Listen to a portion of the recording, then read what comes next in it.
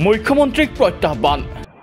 যোৱা সময়ছোৱাত যদি মুখ্যমন্ত্ৰীয়ে দিয়া পৰিসংখ্যাৰ আধাৰত এই 22-24টা 25টা ঘটনা যদি সংঘটিত হৈছে যোৱা ডেৰ মাহৰ ভিতৰত, হয় মুখ্যমন্ত্ৰী ব্যৰ্থ হৈছে, তেওঁ নিয়ন্ত্ৰণ কৰিব পৰা নাই, বা মুখ্যমন্ত্ৰীয়ে ইচ্ছাকৃতভাৱে নিয়ন্ত্ৰণ কৰা নাই। কোনটো সঁচা? তাৰ এটাই হ'ব লাগিব দুটাৰ ভিতৰত। মুখ্যমন্ত্ৰীয়ে পালন কৰা নাই ৰাজধৰ্ম। চৰকাৰে নিজৰ ৰাজধৰ্ম পালন কৰা নাই, মুখ্যমন্ত্ৰীয়ে নিজৰ ৰাজধৰ্ম পালন কৰা নাই। অপৰাধ নিয়ন্ত্ৰণত কোনে বাধা দিছিল মুখ্যমন্ত্ৰীক? যোৱা নিৰ্বাচনৰ ফলাফলৰ পাছত মুখ্যমন্ত্ৰীয়ে অপৰাধীক কৰায়ত্ব কৰিবলৈ কোনোবাই মানা কৰিছিল নেকি? অপৰাধ নিয়ন্ত্ৰণ কৰিবলৈ মুখ্যমন্ত্ৰীক কোনোবাই বাধা দিছিল নেকি? নিৰ্বাচনৰ ফলাফল লোকসভাৰ আছিল, তাৰ লগত ৰাজ্য চৰকাৰৰ কাম কাজ, তাৰ লগত মুখ্যমন্ত্ৰীৰ কাম কাজৰ কি সম্পৰ্ক আছে? ধিঙৰ ঘটনালৈ অপেক্ষা কৰি ৰৈছিল নেকি মুখ্যমন্ত্ৰীয়ে?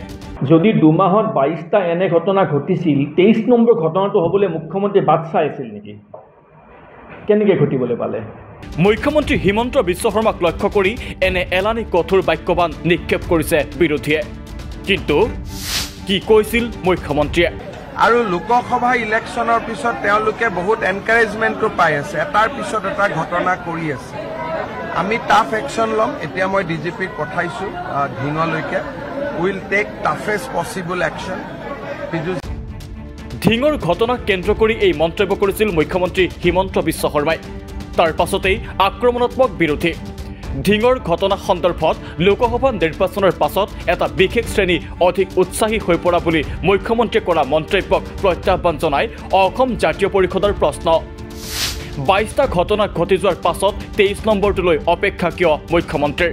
যোৱা নিৰ্বাচনৰ ফলাফলৰ পাছত মুখ্যমন্ত্ৰীয়ে অপৰাধীক কৰায়ত্ব কৰিবলৈ কোনোবাই মানা কৰিছিল নেকি?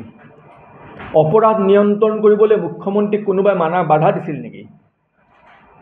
নিৰ্বাচনৰ ফলাফল লোকসভাৰ আছিল, তাৰ লগত ৰাজ্য চৰকাৰৰ কাম কাজ, তাৰ লগত মুখ্যমন্ত্ৰীৰ কাম কাজৰ কি সম্পৰ্ক আছে? মুখ্যমন্ত্ৰীয়ে দিয়া পৰিসংখ্যাই মুখ্যমন্ত্ৰীৰ ব্যৰ্থতা উদঙাই দিয়া নাই জানো?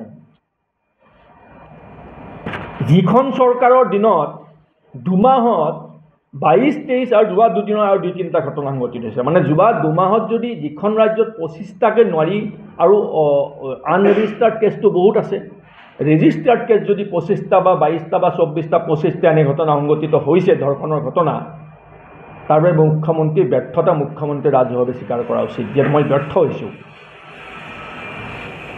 নে এইটো হয় নেকি বাৰু যে মুখ্যমন্ত্ৰীয়ে ঘটনাটো হ'লে ভাল পায় বা নিয়ন্ত্ৰণ কৰিব নিবিচাৰে, কাৰণ ঘটনাটো হোৱাৰ পিছত মুখ্যমন্ত্ৰীয়ে এটা নেৰেটিভ সৃষ্টি কৰিবলৈ তেওঁৰ বাবে সুবিধা হয়? ইয়াত দুটা কথা জড়িত আছে।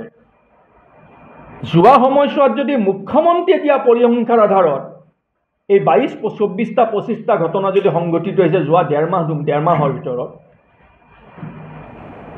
হয় মুখ্যমন্ত্ৰী ব্যৰ্থ হৈছে, তেওঁ নিয়ন্ত্ৰণ কৰিব পৰা নাই, বা মুখ্যমন্ত্ৰীয়ে ইচ্ছাকৃতভাৱে নিয়ন্ত্ৰণ কৰা নাই। কোনটো সঁচা? তাৰ এটাই হ'ব লাগিব দুটাৰ ভিতৰত। দুইটা অপৰাধ। মুখ্যমন্ত্ৰী আসনত বহি ৰাজধৰ্ম পালন নকৰাটো অপৰাধ, মুখ্যমন্ত্ৰী অপৰাধৰ বাবে অপৰাধী। গতিকে মুখ্যমন্ত্ৰীয়ে দিয়া যিটো নেৰেটিভ যে যোৱা নিৰ্বাচনৰ লোকসভা নিৰ্বাচনৰ ফলাফলৰ পাছত এনে ঘটনা 22টা সংঘটিত হৈছে, মুখ্যমন্ত্ৰীয়ে এই ব্যৰ্থতা স্বীকাৰ কৰি ল'ব লাগে। সিমানেই নহয়, অসমীয়া মানুহ সংখ্যালঘু হোৱা অঞ্চলক লৈ মুখ্যমন্ত্ৰীয়ে কৰা মন্তব্যকো প্ৰত্যাহ্বান অসম জাতীয় পৰিষদৰ। অজাপৰ দাবী, অসমীয়া মানুহ যদি সংখ্যালঘু হৈছে তেন্তে অসম চুক্তি ৰূপায়ণ কৰক। এইখিনি প্ৰাথমিক আৰু মৌলিক দায়িত্ব এখন চৰকাৰৰ।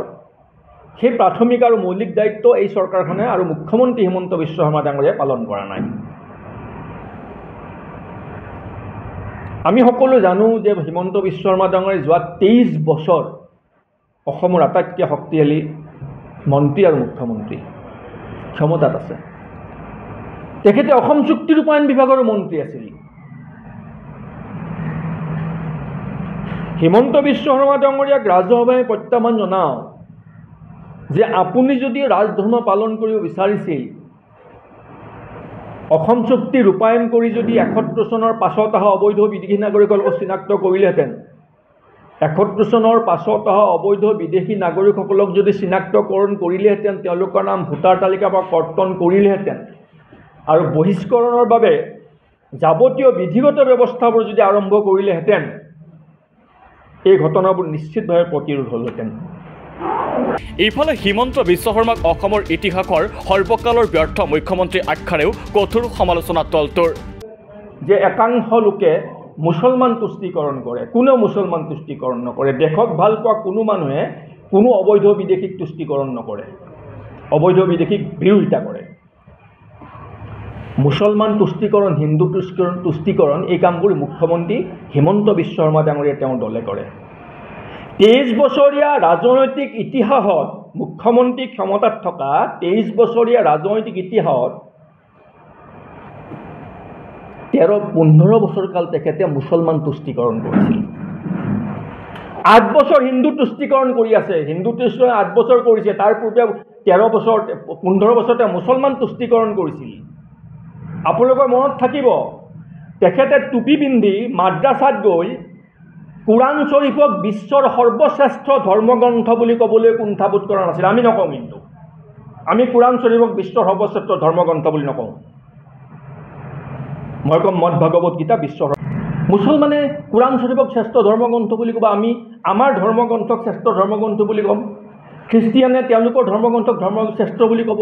প্ৰত্যেকটো ধৰ্মই নিজৰ নিজৰ ধৰ্মগ্ৰন্থক শ্ৰেষ্ঠ বুলি ভাবে আৰু কোৱাৰ অধিকাৰ আছে। কিন্তু হিমন্ত বিশ্ব শৰ্মাই কোৰাণ শ্বৰীফক শ্ৰেষ্ঠ ধৰ্মগ্ৰন্থ বুলি কৈছিল ৰাজহুৱাভাৱে, মূৰত টুপি এটা পিন্ধি। তাতকৈ ডাঙৰ তুষ্টিকৰণ কি লাগে? গুজৰাটৰ পানীৰ পাইপেৰে মুছলমানৰ তেজ বয় বুলি কৈছিল। অসমৰ পানীৰ পাইপেৰে পানী আহে, গুজৰাটৰ পানীৰ পাইপেৰে মুছলমানৰ তেজ বয়, সেইটোক তুষ্টিকৰণ বুলি কয়। সেইটো মুছলমানৰ তুষ্টিকৰণ কৰিছিল হিমন্ত বিশ্ব শৰ্মাই সেইটো পৰ্যায়লৈকে। ক্ষমতাৰ কাৰণে সেইসময়ত মুছলমানৰ তুষ্টিকৰণ কৰিলে, আজি ক্ষমতাৰ কাৰণে তেওঁ হিন্দুৰ তুষ্টিকৰণ কৰি আছে। এতিয়া তেখেতে নিজৰ ক্ষমতা প্ৰাপ্তিৰ বাবে, ক্ষমতাত থাকিবৰ বাবে এটা নেৰেটিভ ক্ৰিয়েট কৰিব আৰু অসমৰ জনসাধাৰণ তেওঁৰ নেৰেটিভৰ পিছে পিছে দৌৰি যাব লাগিব, তাৰ কিবা যুক্তিযুক্ততা আছে নেকি? অসমৰ জনসাধাৰণে এইটো উপলব্ধি কৰা ভাল যে হিমন্ত বিশ্ব শৰ্মাৰ কাম কাজ, চিন্তাধাৰা, কথা বতৰা অসমৰ সমাজ ব্যৱস্থাৰ বাবে অতি ভয়াৱহ। আনফালে ৰাজ্যৰ শেহতীয়া ঘটনাক লৈ মুখ্যমন্ত্ৰী হিমন্ত বিশ্ব শৰ্মাক কঠোৰ সমালোচনা ফাইট এগেইনষ্ট ইনজাষ্টিছ অফ APSCৰো। সংগঠনটোৰ দাবী অসম আৰক্ষীতে আছে শতাধিক অপৰাধী আৰক্ষী বিষয়া। তেনে ক্ষেত্ৰতে আৰক্ষীয়ে অসমক অপৰাধমুক্ত কৰিব কেনেকৈ? কৈ আছোঁ, আজিৰ দিনতো অসম আৰক্ষীত 1 শতাধিক, অতি কমেও 1 শতাধিক আপোনাৰ অপৰাধিক গোচৰৰ সৈতে বা ক'ৰবাত নহয় ক'ৰবাত দোষী সাব্যস্ত হোৱা বিষয়া বা বক্ৰ পথেৰে বাছনিভুক্ত হোৱা বিষয়া, অৰ্থাৎ যিবিলাক বিষয়া আচলতে সেই বিভাগত থাকিব নালাগে, তেওঁলোক নিজে একোটা অপৰাধীৰে তেওঁলোকৰ বাছনিভুক্ত হৈছে। 1 শতাধিকৰো অধিক এনেধৰণৰ বিষয়া কিন্তু অসম আৰক্ষীৰ আজিৰ দিনত চাকৰি কৰি আছে। মূল কথাটো সেয়া যে অসম আৰক্ষীতেই যদি আজি 1 শতাধিকৰো অধিক অপৰাধী থাকে, সেই অসম আৰক্ষীয়ে কিদৰে ফলাফল দিব সেইটো আজিৰ আমাৰ মূল বিষয়টো। আমি বেছি উদাহৰণ নিদিওঁ। বিগত 9 জুলাই ইফালে একাংশ অপৰাধী আৰক্ষীক ৰক্ষণাবেক্ষণ দিয়াৰো অভিযোগ মুখ্যমন্ত্ৰীৰ বিৰুদ্ধে। 9 জুলাই আজি 2-3 বছৰ ধৰি ইমান এজন শীৰ্ষতম মহলত থকা আৰক্ষী বিষয়াই ইমান ডাঙৰ অপৰাধ এটা কৰি পেলাই তেওঁৰ বিৰুদ্ধে ব্যৱস্থা গ্ৰহণ কৰা নাই। গতিকে এই ক্ষেত্ৰত আপোনালোকে ব্যৱস্থা লওক। কিন্তু তেনে কোনো ব্যৱস্থা কিন্তু এই বিগত সময়ছোৱাত কিন্তু ডক্টৰ হিমন্ত বিশ্ব শৰ্মাক নেতৃত্বাধীন চৰকাৰে গ্ৰহণ কৰা দেখা নগ'ল। আৰু এতিয়া কি হ'ল, স্বয়ং এই গৃহ বিভাগৰ এনে গাফিলতিৰ বাবেই আৰু এক প্ৰকাৰে পৰোক্ষভাৱে এই SN সিঙৰ দৰে এজন অপৰাধীক সুৰক্ষা দিয়াৰ বাবে বিগত মে' মাহত এইগৰাকী SN সিঙে DG চিভিল ডিফেন্স আৰু কমাণ্ডেণ্ট জেনেৰেল অফ হোমগাৰ্ড, অসামৰিক প্ৰতিৰক্ষা আৰু গৃহৰক্ষী বাহিনীৰ তেওঁ DG পদৰ পৰা তেওঁ অৱসৰ গ্ৰহণ কৰে। অৰ্থাৎ এজন কৰ্তব্যৰত পুলিচ বিষয়াই অপৰাধত লিপ্ত হ'ল, এক্সটৰ্চনৰ ৰেকেট চলালে, যিসকলে আমাক উদ্ধাৰ কৰিব লাগে, আমাক বচাব লাগে, আইনৰ ৰক্ষক হ'ব লাগে, সেইসকলে নিজে অপৰাধ কৰিলে। এজন ন্যায়াধীশে তদন্ত কৰিলে, সেই তদন্ত কমিটিৰ ৰিপৰ্ট পঢ়ি থাকিলে, ৰাজহুৱা কৰা গ'ল, দল সংগঠনে ক'লে, তাৰ পাছতো কিন্তু সেই মানুহজনক বিষয়ে কোনো ব্যৱস্থা গ্ৰহণ নকৰিলে। আৰু এই চূড়ান্তভাৱে এই গৃহ বিভাগৰ গাফিলতিৰ বাবে এই মানুহজনৰ বিৰুদ্ধে কোনো ব্যৱস্থা গ্ৰহণ নকৰাকৈ এই মানুহজনক অৱসৰ ল'বলৈ দিয়া হ'ল। অৰ্থাৎ সিমানেই নহয়, ধিঙৰ ঘটনাৰ ভুক্তভোগীৰ সাক্ষ্য গ্ৰহণ কৰা বিষয়াগৰাকীয়ে বক্ৰপথেৰে চাকৰি লোৱা বিষয়া বুলিও গুৰুতৰ অভিযোগ সংগঠনটোৰ। একশ্যন লৈ আছে। কিন্তু অসমত কি হৈ আছে, অসমত এই কালি ধিঙৰ যিটো কাণ্ড হ'ল তাত ছোৱালীজনীৰ যিগৰাকীয়ে ষ্টেটমেণ্ট লৈ আছে সেই নাম থকা আমি যিকেইজনে একেগৰাকী নাম দিছোঁ তাৰ ভিতৰতে ভুৱা পথেৰে বক্ৰ পথেৰে EWS লোৱা এগৰাকী DSP। গতিকে এয়াই অসমৰ বিড়ম্বনা। It is the irony of our state.